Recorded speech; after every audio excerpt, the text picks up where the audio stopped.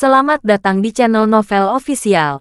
Sebelum kalian mendengarkan novel Pesona Pujaan Hati, jangan lupa like, share, and subscribe. Kalau tidak ku sentil jantung kalian. Hehehehe. Tanpa lama-lama lagi langsung saja kita masuk di alur cerita novelnya. Bab 1401.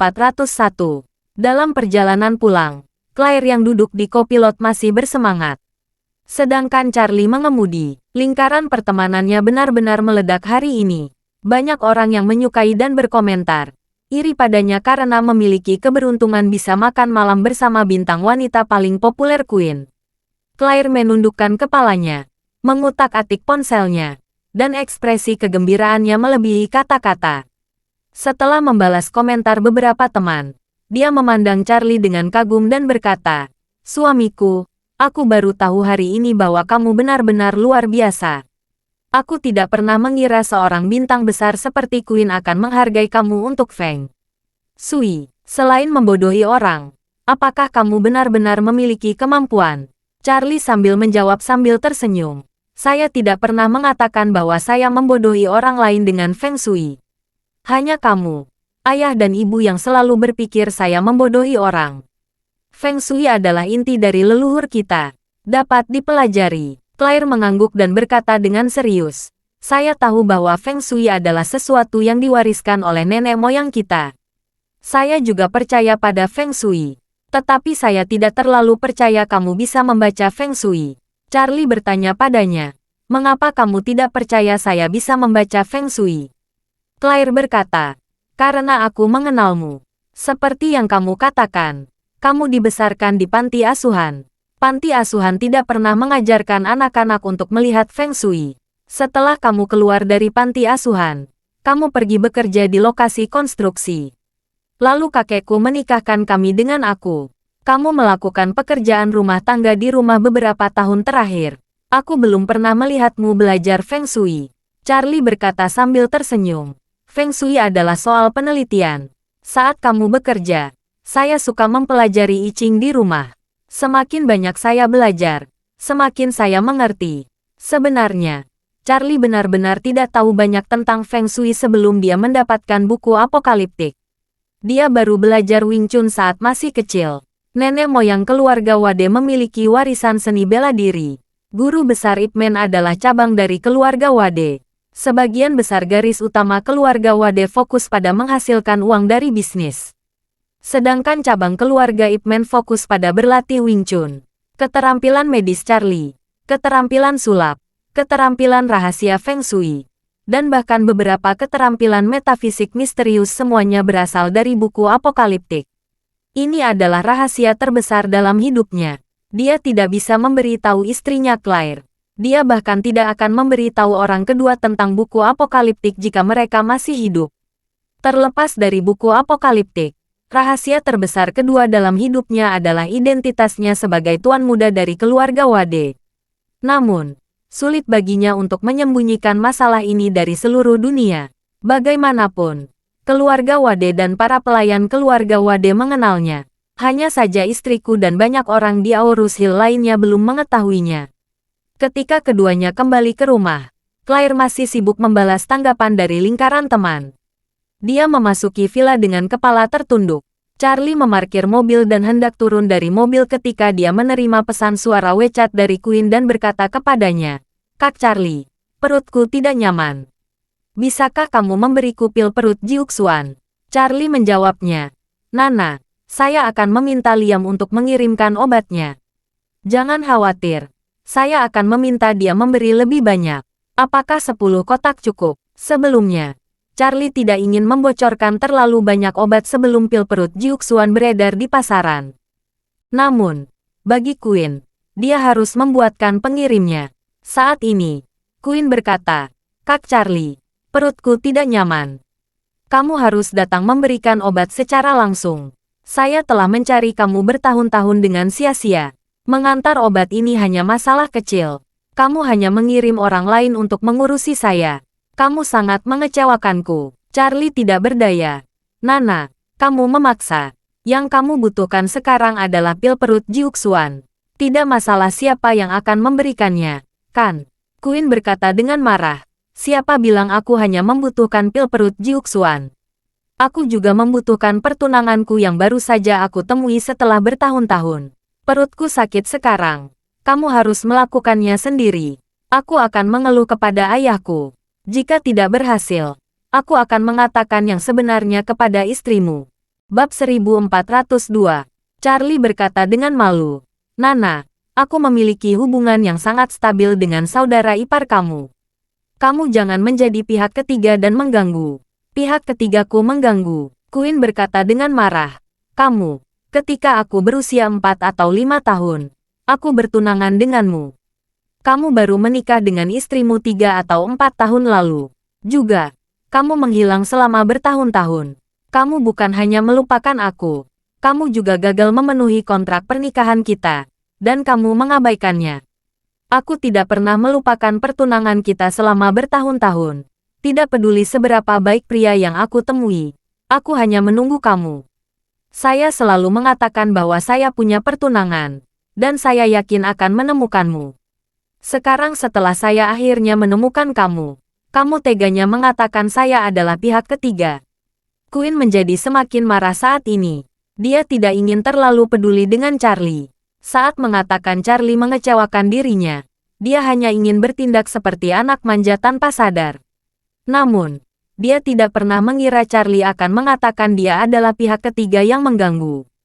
Ini benar-benar memicu kebencian di hatinya sekaligus. Saat duduk bersama Claire untuk makan malam, direndam, Nyonya Wade, sudah membuatnya sangat tertekan. Menurutnya, orang ketiga itu adalah Claire, yang mengganggu kontrak pernikahannya dengan Charlie. Sekarang, Charlie ini menjanjikan keadaan dan berkata bahwa dia adalah pihak ketiga. Ini membuat Queen frustasi tiba-tiba. Segera setelah itu, dia menangis dan berkata, kamu yang bermarga Wade. Saat tiba di Eastcliff, saya akan menghabiskan lusinan buku setiap hari selama 10 tahun terakhir. Sejak hari kamu menghilang, bacalah satu persatu. Jika ada satu hari di buku harian saya itu tanpa menyebut kamu, saya yang kalah. Kamu pelin-pelan. Kamu menyakitiku bertahun-tahun. Dan sekarang kamu memperlakukanku seperti ini. Apa kamu memiliki hati? Charlie merasakan kepalanya mau pecah. Semua orang dengan hormat mengundang naga sejati di dunia. Gadis ini luar biasa. Dia tidak menghargainya sama sekali. Bahkan menyebut dirinya pelin-pelan. Namun, dia tidak berani marah. Dan dia tidak terlihat marah. Sebaliknya, dia justru merasa sangat bersalah. Meskipun dia kejam dan tanpa ampun saat menghadapi musuh, dia selalu sangat berterima kasih kepada orang-orang yang baik padanya. Tidak seperti Queen. Mendengar teriakannya, Charlie buru-buru berkata, maaf Nana, saya mengatakan sesuatu yang salah. Saya minta maaf padamu. Queen menanyainya, lalu bagaimana dengan sakit perutku? Charlie segera berkata, tunggu sebentar, saya sendiri yang akan mengantarkan obatnya. Queen bertanya, apa kamu menyimpan pil perut Jiuxuan yang sudah jadi? Charlie berkata, tidak, saya akan ambil dulu di pabrik lalu langsung ke hotel. Kamu puas sekarang? Queen berkata, lupakan saja. Pabriknya cukup jauh, dan sekarang sudah sangat larut. Saya tidak mau mengganggu kamu. Anda bisa meminta seseorang untuk mengirimkan obat. Meskipun aku mengira kamu berencana, aku tidak akan merepotkanmu. Charlie tiba-tiba berpikir, meskipun obat perut memiliki efek yang baik, obatnya sendiri cenderung hanya meredakan gejala dan ketidaknyamanan daripada segera menyembuhkannya. Obat ini mirip dengan obat pelega tenggorokan yang sangat enak dimakan, dan sakit tenggorokan bisa langsung hilang. Namun, akar penyebab radang tenggorokan tidak bisa dibudidayakan sepenuhnya. Obat perut ini adalah obat semacam itu juga. Jika Queen benar-benar memiliki beberapa penyakit tersembunyi di dalamnya, dia masih harus mengobati akar masalah untuk menyelesaikan masalah ini. Memikirkan hal ini, Charlie segera berkata, tunggu saya di hotel. Saya akan memberi perawatan sistematis untuk perutmu. Bab 1403. Tidak mungkin Charlie memberitahu istrinya bahwa dia akan mendatangi Queen. Dia hanya bisa membayangkan bahwa Liam membutuhkan bantuannya. Claire tidak terlalu menyarankan, hanya meminta agar tidak pulang terlalu larut. Jadi dia ke atas untuk mandi sebelum tidur. Charlie mengemudikan mobil lagi dan kembali ke Shangri-La Hotel. Pada saat ini, Queen berada di suite mewah terbaiknya, dengan gelisah menunggu kedatangan Charlie. Kamar yang dia tinggali adalah kamar presidential suite yang sama yang ditempati Donald Webb dan Putra Sean. Inilah Shangri-La, dengan spesifikasi tertinggi, area terluas, termahal, dan juga ruangan termewah. Ruangan besar itu memiliki luas bangunan ratusan meter persegi. Namun, saat ini, Queen adalah satu-satunya yang berada di presidential suite ini. Asistennya Dorothy ada di suite di sebelahnya. Ketika Charlie membunyikan bel pintu kamar, Queen, yang mengenakan baju tidur satin, buru-buru membuka pintu untuknya. Melihat Charlie berdiri di luar pintu, Queen sangat senang hatinya. Tetapi dia sengaja bersenandung beberapa kali dan berkata, "Oh, kamu bersedia meninggalkan istrimu untuk merawat kekasih masa kecilmu." Charlie mencibir. "Bukankah kamu mengatakan perutmu tidak nyaman? Aku akan memeriksanya." "Hah?" Queen mendekat. "Ternyata kamu masih memiliki sedikit hati nurani. Cepat masuk."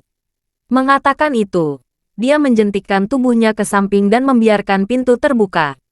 Charlie melangkah melewati pintu dan melihat presidential suite-nya sangat besar. Dia tidak bisa menahan diri untuk bertanya, "Apakah kamu tidak takut tinggal di kamar sebesar ini sendirian?" "Takut," Queen berkata dengan santai. "Kamu jangan pergi malam ini. Tetaplah bersamaku di sini." Charlie terbatuk 2 kali. "Itu tidak pantas. Kamu seorang selebriti dan tokoh masyarakat. Kamu harus memperhatikan pengaruh segalanya. Kalau saja ada penggemarmu yang tahu ada pria di kamarmu, mereka pasti akan sangat kecewa." "Kecewa? Tidak akan ada." Queen pertunangan tangan. "Orang-orang di seluruh negeri tahu bahwa saya memiliki ikatan kekasih masa kecil. Mereka juga tahu saya telah mencarinya. Jika penggemar melihat kamu menginap di kamar saya semalaman, saya tinggal memberi tahu mereka bahwa kamu adalah orang yang saya cari selama ini." Charlie buru-buru berkata, "Oh, tidak. Bintang-bintang bisa populer karena mereka masih lajang.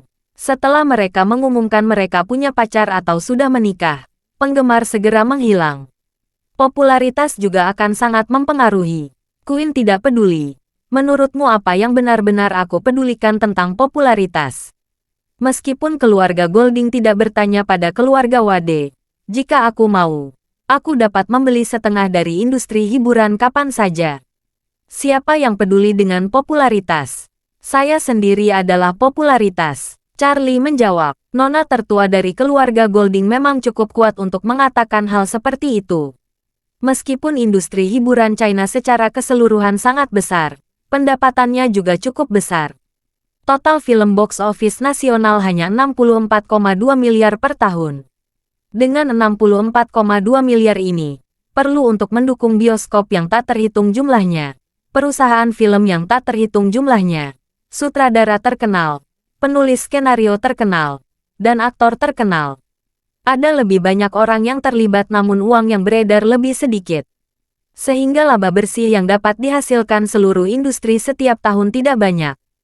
Bab 1404. Oleh karena itu, untuk keluarga besar dengan kekayaan ratusan miliar dolar seperti keluarga Golding, jika mereka mau, mereka bisa membeli setengah dari industri hiburan. Jadi Charlie menghela napas dan berkata, "Oke, Nana, duduklah di sofa. Aku akan memeriksa denyut nadi." Queen memandang dan bertanya dengan heran, "Apa kamu benar-benar bisa merawat orang sakit?" Charlie bertanya balik, "Tentu saja. Kamu pikir aku berbohong?" Queen berkata, "Saya pikir kamu hanya mencoba mengambil keuntungan dari saya dengan berlari ke kamar saya di malam hari dengan dalih memeriksa kesehatan saya." "Aku," Charlie hampir memuntahkan seteguk darah tua. "Aku tidak semurah itu." Queen memutar matanya ke menangkap dan berkata, "Dengar aku. Kamu jangan berpikir aku wanita yang suka merayu. Sampai detik ini, aku belum pernah memegang tangan pria selain kamu. Bahkan jika kamu belum menikah dan kamu ingin memenuhi kontrak pernikahan dengan saya mungkin tidak mengizinkanmu menyentuh saya. Setidaknya saya harus memberikan masa percobaan terlebih dahulu. Kamu harus melewati masa percobaan itu. Aku tidak akan mempertimbangkan untuk menikahimu jika kamu menjadi pria menjijikkan setelah bertahun-tahun." Charlie bertanya balik, "Jika itu masalahnya, Lalu mengapa kamu selalu mengutarakan dengan lugas? Tunangan, pernikahan, lalu ibu tiri atau semacamnya. Queen berkata dengan marah. Apakah kamu tahu apa itu pemesanan di muka? Misalnya, kamu seorang pengemudi dan saya telah memesan kamu. Kamu harus menunggu saya dengan patuh dan tidak boleh menerima pesanan lain. Tetapi sekali lagi, meskipun saya sudah memesan kamu, saya tidak harus mengambil mobilmu. Jika kamu membuat saya tidak puas, saya dapat mengganti mobil lain kapan saja. Charlie tidak berdaya. Oke. Saya tidak akan berbicara dengan kamu tentang ini. Saya tidak akan menang berbicara dengan Anda. Apa kamu tidak sakit perut? Coba saya lihat. Saya ingin segera cepat setelah memeriksanya. Kakak iparmu masih menunggu aku pulang untuk tidur. Queen mengerutkan hidungnya dan bertanya. Kamu sengaja membuat marah, kan? Tidak, aku tidak bermaksud begitu. Charlie berkata. Aku di sini untuk memeriksa kesehatanmu. Queen menyentuhnya dan bersenandung. Lihat betapa baik aku untukmu. Bahkan kesempatan untuk menemukanmu setelah bertahun-tahun telah mengorbankan kesehatanku. Jika tidak ada yang salah dengan perutku, bagaimana aku bisa menerima iklan obat perutmu? Bahkan lebih mustahil aku datang ke Aorus Hill untuk melihatmu. Aku melakukan ini sepanjang waktu. Ya, Charlie mengangguk dan membujuknya. Berkata, terima kasih kamu telah bekerja keras selama bertahun-tahun. Jika ada kesempatan di masa depan, aku pasti akan memaafkanmu. Queen bertanya, lalu bagaimana kamu akan menebusnya? Charlie berkata, aku akan menyembuhkan masalah perutmu selamanya. Setelah ini, jika ada masalah lain dengan perutmu, aku akan kalah. Lupakan saja. Meskipun Queen tampak tidak yakin, dia tetap mengikuti dan duduk di sofa. Kemudian, dia menyerahkan tangannya ke Charlie. Charlie dengan ringan meletakkan di gerbang kencang nadi pergelangan tangan Queen. Dia sepertinya memeriksa denyut nadi, tapi sebenarnya mengambil kesempatan ini untuk mengalirkan Reiki ke dalam tubuh Queen untuk memeriksa. Untuk menyembuhkan penyakit dan menyelamatkan orang, tidak ada obat yang dapat menandingi Reiki. Karena ini adalah esensi dari semua hal di alam semesta. Jejak Reiki ini memasuki tubuh. Dan Queen segera merasakan kehangatan dan kelegaan yang berbeda yang mencapai limpa dan perut. Setelah beberapa saat, dia merasakan sakitnya telah benar-benar membaik tanpa menyadarinya. Sebelumnya selalu ada semacam nyeri persalinan, perut kembung, regurgitasi asam, dan rasa terbakar yang membuatnya tidak nafsu makan. Tapi sekarang semua ketidaknyamanan itu hilang dalam sekejap. Bab 1405. Queen bisa merasakan semua ketidaknyamanan di tubuhnya telah hilang. Dia menatap Charlie, tercengang, dan bertanya dengan rasa ingin tahu. Dalam pengobatan Tiongkok, memeriksa denyut nadi hanya untuk diagnosis, bukan pengobatan. Mengapa saya merasa pulih setelah kamu memeriksa denyut nadi saya? Charlie berkata dengan ringan. Ada titik akupuntur di pergelangan tangan seseorang, yang secara khusus digunakan untuk mengobati limpa dan perut.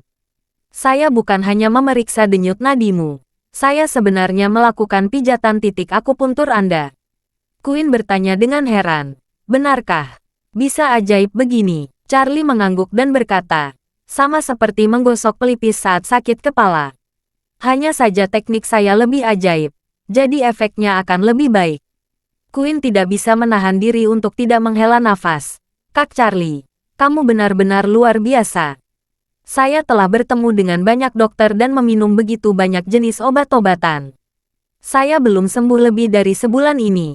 Charlie berkata dengan ekspresi malu. Baru saja kamu bilang aku pelin-pelan. Sekarang kamu memujiku. Kamu juga pelin-pelan. Queen memancarkan rasa malu-malu dan berkata, jika kamu belum menikah, aku pasti akan meneriakkan namamu berkali-kali. Dan aku tidak akan memarahimu. Charlie mengangguk. Jadi, itu semua salahku. Bagus jika kamu tahu. Queen mengusulkan dan berkata, ayahku baru saja mengirimiku video WeChat dan bertanya bagaimana pekerjaanku. Awalnya aku ingin memberitahu dia telah bertemu denganmu. Tapi aku ingin memberi kejutan. Kamu bilang kamu akan pergi ke East Cliff minggu depan. Tidak berbohong padaku, kan? Charlie berkata dengan serius. Saya sudah memberitahu istri saya setelah makan malam. Tentu saja saya tidak berbohong. Kamu bisa kembali setelah selesai dengan pekerjaanmu. Saya akan menyelesaikan pekerjaan saya juga. Queen bertanya dengan penuh harap lagi. Kak Charlie, apakah kamu benar-benar bisa menyembuhkan penyakit ayah saya? Charlie mengangguk. Saya sangat percaya diri. Queen berkata dengan penuh semangat. Kalau begitu aku akan menunggumu di Eastcliff.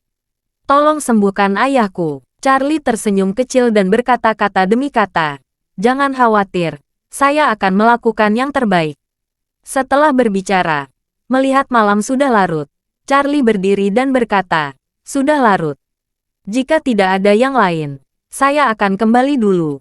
Queen buru-buru bertanya, Kak Charlie, maukah kamu duduk sebentar? Ini sudah sangat larut.